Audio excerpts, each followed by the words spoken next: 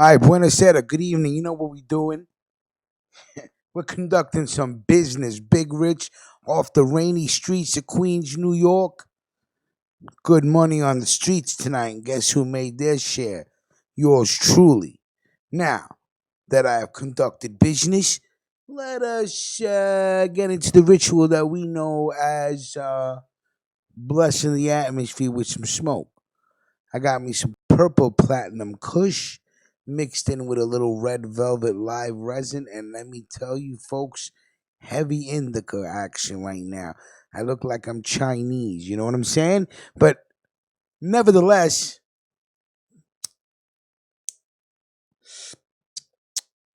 I say delicious.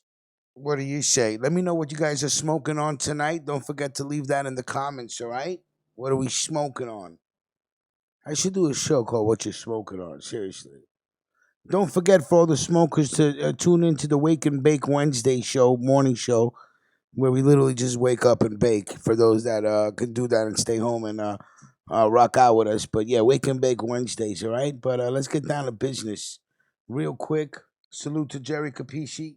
We throw respect on your name, sir. Let's get into action. The feds say Bonanno boss Gleeful about the festive beating of Michael Meldish. Well, the feds are rats.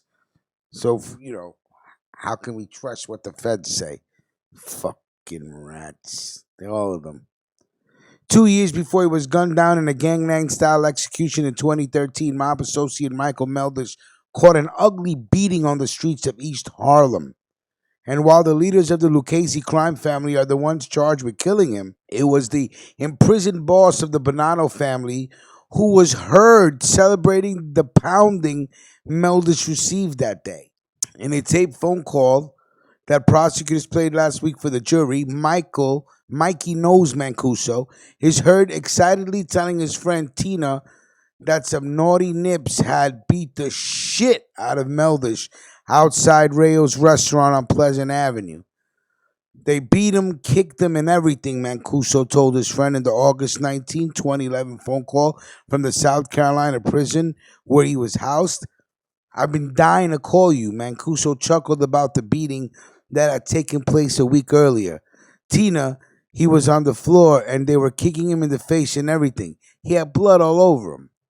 According to trial testimony, and the trashing was inflicted by Bonanno wise guys Ernest Ernie Aiello and Johnny Joe Jr. Spirito. They did so allegedly on Mancuso's orders because Meldish had ignored warnings to stop seeing Mike's old girlfriend. To make sure the entire wise guy world knew what was going down, the attack was delivered in public during the annual Pleasant Festival that honors St. Anthony of Padua. Logic would suggest that lawyers for Lucchese's gangsters who are on trial for Meldish's murder would have been the ones to play the tape, since it suggests the Bonanno family boss also had motive to want Meldish dead.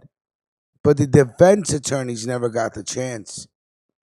Instead, the government played the recording. Lead prosecutor Hagen Scott told Judge Kathy Seibel, the Skivats, that he did so primarily to fix the time of the beating before August 7, 2011, when defendant Caldwell went to prison for an unrelated crime.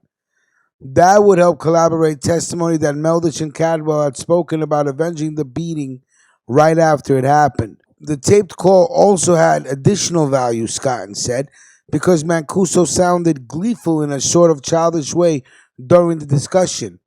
In discussing the bean, it's pretty clear he's not fired up to the level of murder, said Scotton. It's more like, ha ha, the guy got his butt kicked. It's in front of everybody. He's embarrassed. The prosecutor told Seibel there was a secondary virtue to playing the tape. The court had been reasonably clear that there is no good faith basis to suggest that the Bonannos did it, said Scotton, but that hasn't stopped the defense counsel at every turn from saying Michael Mancuso, he's a scary guy, isn't he? During their questioning of witnesses. Ferocious, said attorney John Marangolo. I thought it was Meldish who was ferocious, said Seibel. That was his reputation. This is reality, said attorney George Goltzer. Mikey Nose is a scary guy, said Scotton, was the most recited quote. The prosecutor knew that Mancuso, who was about halfway through a 15-year sentence for a mob rub-out at the same time, was a bad guy, he said. But he added, here he seems to have been content that Meldish, got slapped around and was embarrassed. The most interesting thing about the government's decision to play the tape call is that if prosecutors had decided against playing it and the defense had sought permission to do so, it's likely that Judge Seibel Diskrasiatskivat would not have permitted it. That's a virtual certainty, said one lawyer. This fucking judge, man. And she's an ugly, she's this, que fecha bruta, this one, eh? Unreal. The thing to learn here is when you're in prison, you don't talk on the prison phones. They're not joking when they're saying that everything gets recorded. Everything gets recorded, especially if you're a wise guy. They want you to get on the phone. Now, what was the purpose of playing I don't know. I just, they're trying to say, what they're trying to say is, it didn't seem that Mikey Nose was so upset that he was dating his girlfriend that he would say, we need to get him killed. He was content with hearing that he got slapped up and beat up and embarrassed. That was good enough for him. Again, great story. You know the team who brings it to you. We throw respect on the name of Jerry Capisci. Go check out Gangland News, Jerry Capisci. You understand? That's how we get down. Everybody have a great evening. If you're in Queens, stay out the rain, stay dry, stay high, throw some smoke in the air, and we will talk.